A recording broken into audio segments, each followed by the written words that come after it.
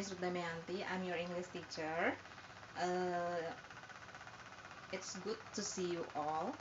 It's good to know all of you. Today I want to explain about the pronouns. I know it's already late. I'm sorry for it. I think we should begin the lesson now. Okay. Now, first of all, I want to explain the meaning of pronouns first. Okay, pronouns is the replace for noun. Jadi pronoun itu adalah kata ganti untuk kata benda, ya. Benda di sini itu boleh benda yang hidup ataupun benda mati. Benda hidup itu manusia, lalu hewan, tumbuhan. Sedangkan kalau benda mati itu adalah ya barang-barang yang tidak bisa bergerak, ya, misalnya kipas angin, handuk, mobil, meja, dan sebagainya. Then after the example, I will explain the table of pronouns. There are four types of pronouns. First, before we begin or enter the table, we should know about the example first. The first example, Rudy is a student. Rudy is a student. Rudy here is a noun. Rudy di sini adalah bendanya karena dia makhluk hidupnya, ya. Lalu Rudy kita ganti menjadi pronoun. Pronoun untuk Rudy adalah he, kata gantinya dia. Kalau kamu belajar to be, kamu akan ketemu dengan si he, she, it, lalu ada is, mr, ya. Jadi di sini kita akan mengganti si Rudy dengan he. It becomes he is a student. So Rudy, the nouns, we exchange it with the pronouns. It become he. And then the second one, the dog was barking loudly. Anjing itu menggonggong sangat besar suaranya gitu, ya. The dog itu nounnya atau kata bendanya. Seperti tadi yang Miss Ruth bilang, kata bendanya itu kata benda yang mati ataupun benda yang hidup. Nah, si the dog ini kan benda hidup, ya. Jadi kita akan mengganti dia dengan pronounnya. Sorry, it should be pronouns. Okay. The dog, we exchange it with it, ya. Semua benda-benda yang non manusia itu akan berubah menjadi it. Jadi jangan pernah ganti manusia jadi it, karena it hanya untuk hewan dan juga tumbuhan dan barang-barang yang lainnya, benda mati juga akan diganti jadi it. Kalau kamu ganti manusia jadi it, berarti kan kamu ganti manusia jadi binatang, ya, ataupun tumbuhan. So the dog was barking loudly become it was barking loudly. Tidak ada perbedaan dari si the dog lalu berubah jadi it, itu nggak ada perbedaan karena pengertiannya tetap sama. It yang di sini siapa yang menggonggong besar suaranya, ya pasti anjing gitu. Jadi kalaupun kamu ubah jadi pronouns, dia tidak akan merubah arti. Itu sebabnya pronouns itu digunakan untuk menggantikan kata benda, membuat dia supaya jadi lebih pendek, jadi nggak usah panjang-panjang gitu. Okay, I will continue with the table. Here I already wrote the table. There are 4 types of pronouns. It's actually more, but what you should really should to learn was just 4. It is subjective, objective, possessive adjective, and possessive pronoun. Subjektif, objektif, kata posesif, kata sifat posesif, lalu kata posesif pasti gue ya. Ada subjektif, objektif, kata sifat kepemilikan, dan kata ganti kepemilikan.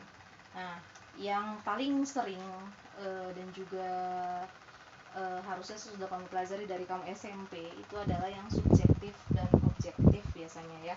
Yang subjektif dulu yang paling dasar harus dipelajari. Ada Ayu, Dewi, he, she, it. Sebenarnya enggak Ayu, Dewi, he, she, it. Tulisan yang ada di table yang saya bikin di PPT itu kan Ayu, lalu he, she, it, Dewi. Tapi saya bikin jadi seperti ini karena itu yang saya ambil dari internet. Tapi ini lebih memudahkan kamu untuk mengingat Ayu, Dewi, he, she, it. Kayak nama orang kan Ayu, Dewi, lalu he, she, it. Ya, kalau sudah Ayu, Dewi, inilah perubahannya subjektif ya. Berarti sebelum masuk ke perubahannya subjektif itu biasanya sama kayak SPOK kalau di bahasa Indonesia. SPOK itu kan selalu subjek ada di depan, ibu sedang memasak, si subjek orang yang melakukan pekerjaan ada di depan, subjeknya ibu. Sama di bahasa Inggris juga sama ya, ada SPOK. SPOK-nya sama, subjeknya akan ada di depan. Ayu, Dewi ini selalu ada di depan. Oke, I'm sorry for the inconvenience, maaf untuk ketidaknyamanannya ya, tadi sempat jatuh handphonenya. Oke, saya ulang. Mudah-mudahan dengan begini agak lebih enak ya, karena tadi kayaknya terbalik kameranya. Maklum, disebut pemula untuk video-video kayak begini ya. Oke, tadi saya ulang lagi. Type of pronouns, it's there are 4: subjective, objective, possessive adjective, and possessive pronouns. Subjektif, subjek berarti orangnya yang di bagian depan ya, yang melakukan pekerjaan. Objektif, objektif itu berarti yang dikenakan pekerjaan. Gampangnya nih, misalnya kamu kasih contoh gosip ya, menggosip. Subjektif adalah orang yang menggosip, sedangkan subjektif orang yang digosipin gitu loh. Subjective is the one who do the talk, and then the objective was the one you are talking about gitu ya. Jadi ini yang ngomong, ini yang diomongin gitu. Lalu possessive adjective adalah kata sifat ya, kata sifat kepemilikan. Jadi misalnya kamu mau ngomongin barang kepemilikanmu, mobil saya, rumah saya, pacar saya, karena ada kata saya otomatis mau pakai my. Lalu kalau kamu mau ngomongin mobil dianya cewek apa cowok dulu? Kalau cewek berarti her house atau her car. Kalau misalnya itu cowok berarti his car or his house gitu ya, kepemilikan. Kalau di posesif biasanya barangnya ada, jadi nggak dihilangkan gitu, barangnya kelihatan, barangnya ada di dalam teksnya. Kamu tidak menghilangkan tulisan barang itu, misalnya si house-nya, rumahnya, handphone, or whatever it is, kamu tidak menghilangkan itu. Sedangkan kalau di possessive pronoun yang paling terakhir, dia ini tidak menunjukkan barangnya, karena biasanya dari awal omongan barang itu sudah diomongin. This house was so big, rumah ini sangat besar. This house was mine, rumah ini milik saya. Jadi tidak ada lagi omongan rumahnya. Boleh tadi kata this house is mine itu diganti jadi it is mine itu. Jadi sebenarnya boleh ada, boleh tidak ada, tapi lebih banyak sih tidak pernah diperlihatkan si kata benda itu lagi gitu kalau sudah di possessive pronoun. Jadi dia sudah tahu gitu, yang punya ya si mine, saya, atau yang punya si yours, kamu, yang punya theirs, mereka yang punya, kayak gitu ya. Jadi itu tahapannya. Pertama siapa yang ngomongin, lalu siapa yang diomongin, lalu barang apa yang diomongkan atau yang dimiliki oleh si subjek, lalu berubah di paling terakhir adalah barang itu sudah tidak diperlukan lagi untuk diomongkan karena sudah tahu itu punya siapa, hanya cuma tinggal bilang, oh itu punya gue, itu punya saya, itu punya dia, kayak gitu.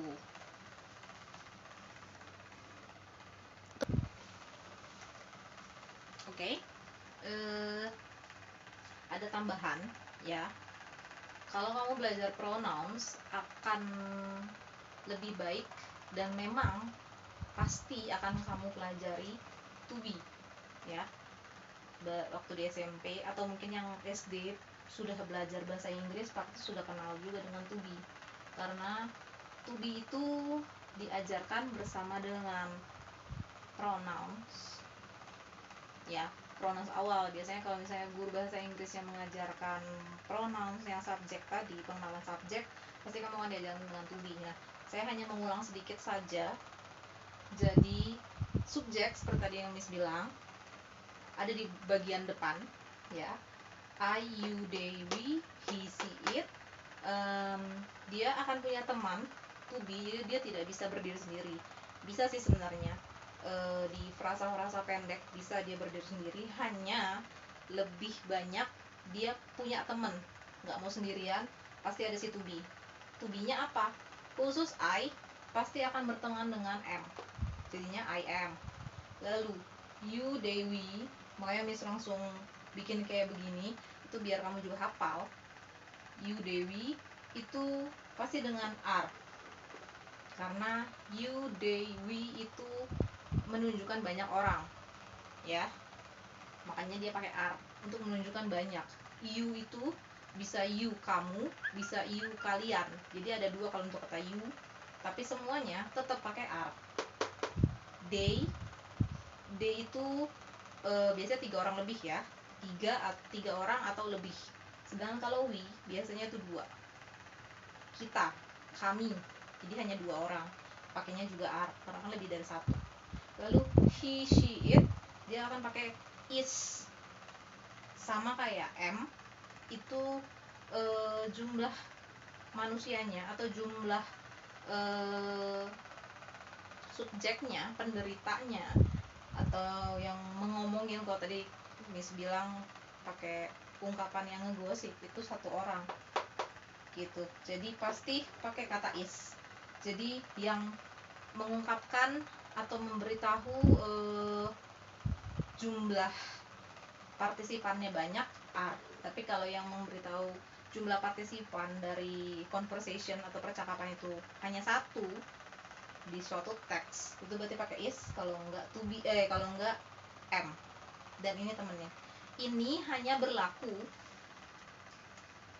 di kalau kamu kenal tenses ya, ini di tenses si am, are, is hanya berlaku di present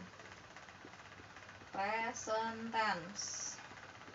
Nanti kamu akan belajar ini juga ya, baik kamu cari dari internet dulu maupun nanti nggak ada sih ya sebenarnya di buku gitu, karena memang ini tidak wajib diajarkan, tapi kalau misalnya tidak kamu pelajari, kamu tidak akan mengerti struktur kata dari bahasa Inggris gitu. Jadi nanti akan ada tenses, kamu boleh cari mulai dari video ini nanti saya bagikan di Google Classroom. Kamu sudah tonton, berarti kamu wajib untuk mulai mencari si tenses ya. Silahkan cari, sama seperti yang kemarin-kemarin, boleh kamu print, boleh kamu tulis, tapi banyak sih sebenarnya kalau kamu tulis, kalau kamu rajin sih nggak apa-apa ya.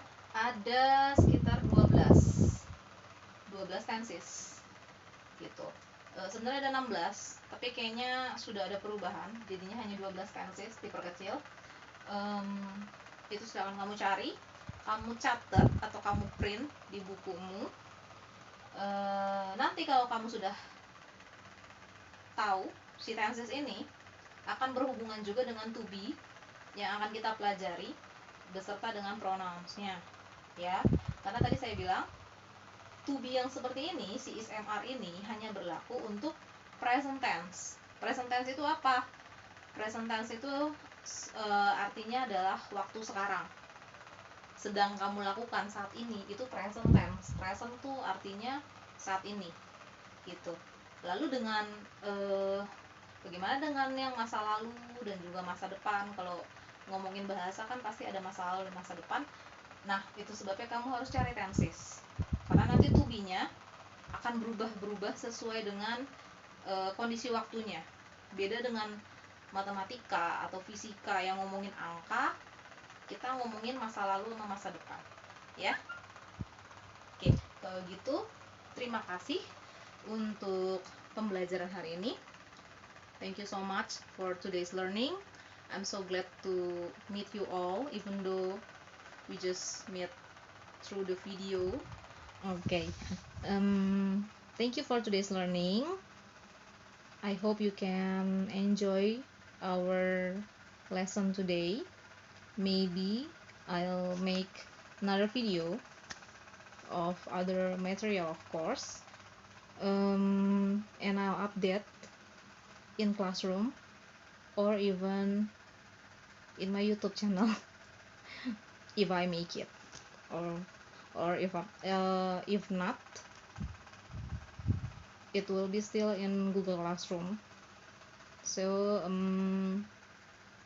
thank you for today's. I hope you guys do the task, of course. The task is task 2, of course, ya. Maksudnya tugas 2 aja yang dikerjain, karena kan memang sudah dikasih tahu sama Miss Ruth bahwa kamu akan mengerjakan tugas 2 kali. Yang pertama itu adalah kamu mengerjakannya sebagai pretest. Pretest itu berarti sebelum kamu mengerti apa itu pronoun, sebelum saya kasih video penjelasan seperti tadi. Dan yang satu lagi adalah post test, atau setelah kamu mengerti apa itu pronouns dari penjelasan yang tadi Miss kasih tahu gitu. Jadi besok Miss Ruth akan share lagi tugas yang sama, ya. Saya harap kamu akan lebih mengerti. Jadi kalau misalnya tugas pertama itu saya kasih nilainya jelek atau gimana gitu ya, kurang lah dari ekspektasi kamu, ya karena memang kan dari Miss Ruth juga memang sudah bilang itu akan jadi 2 kali. Setelah kamu dijelaskan, mudah-mudahan nilainya jadi lebih bagus. Tapi kalau sudah bagus dari awal, itu bagus banget, ya. Itu sangat baik. Itu berarti gurumu pada saat SMP atau mungkin SD sudah mengajarkan dengan baik, kamunya juga mendengarkan dengan baik juga. Tapi bukan berarti yang nilainya jelek atau kurang jadi berarti anaknya malas atau segala macam. Ya memang kurang mengerti aja, ya. Karena memang Yesus juga kan nggak ngasih penjelasan. Mudah-mudahan setelah penjelasan dari video tadi, kamu jadi lebih mengerti, nilainya juga lebih bagus. Oke, jadi tugasnya ingat mengerjakan kembali task 2 dan juga mencari catatan mengenai tenses, ya. Nantinya di Google Classroom akan ada tambahan, tapi gampang kok tambahannya, tenang aja. Tambahannya sama kayak waktu pertama kali kamu ketemu dengan saya, tapi kemarin tugasnya adalah waktu Miss Ruth video perkenalan kan ya. Nah, untuk hari ini atau setelah kamu menonton video ini, tugasnya adalah berkenalan dalam bahasa Inggris ke guru mapel lain. Gak usah pakai video ya, karena nanti memberatkan kamu. Cukup chat pribadi saja, ya. Nanti Miss Ruth akan koordinasi atau memberitahu dulu gitu ya dengan guru-guru lain. Jadi kamu gak usah kagok, wah tiba-tiba nanti kita ngechat gurunya pakai bahasa Inggris, walaupun bahasa Inggris saya kacau atau bahasa Inggris kamu mungkin sudah bagus, nanti gurunya marah, kok tiba-tiba ngechat pakai bahasa Inggris, emangnya dikira guru bahasa Inggris. Enggak, tenang aja, ini memang program dari sekolah, kita akan mulai membiasakan ngomong pakai bahasa Inggris ya. Misal juga kamu lihat sendiri kan, dari tadi juga ngomongnya kurang bagus kok, speaking misal juga masih kurang. Kita sama-sama belajar untuk memperbaiki diri supaya speakingnya makin bagus. Jadi kita latihan ya, kita memang nggak ketemu tapi kita latihan kayak begini nih ya. Nanti juga di kelas, di mapelnya Miss Ruth, Miss Ruth juga akan mengusahakan lebih banyak ngomong pakai bahasa Inggris ya, pasti akan dijelasin juga ya pakai bahasa Indonesia, tenang aja ya. Walaupun porsi bahasa Inggrisnya mungkin akan lebih banyak, tapi bahasa Indonesia tetap ada, jadi kamu tetap mengerti apa yang saya bilang, apa yang saya jelaskan, karena bagaimanapun menjelaskan dengan bahasa ibu atau bahasa kita yang dari lahir sudah kita dapat itu memang lebih nyaman sih. Cuman ya karena kita kan memang harus belajar bahasa asing supaya kemampuan berbicara, lalu perkembangan otak kita juga harus lebih bagus, jadi kita harus belajar bahasa Inggris. Jadi jangan nyerah untuk belajar bahasa Inggris, jangan langsung ngomong bahasa Inggris susah. Enggak ada yang susah ya, kita sama-sama belajar. Oke, semangat.